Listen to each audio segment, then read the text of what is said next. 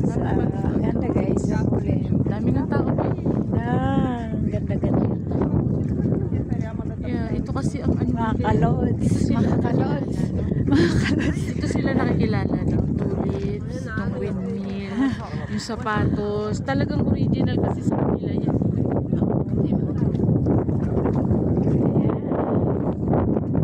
Diba, Joy?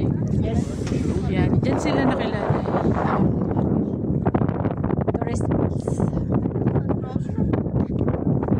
Daming tao. Kalinya.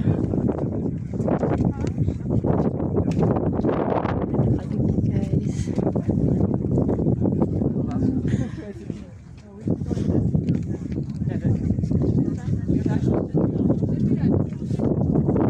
Inayos nila to.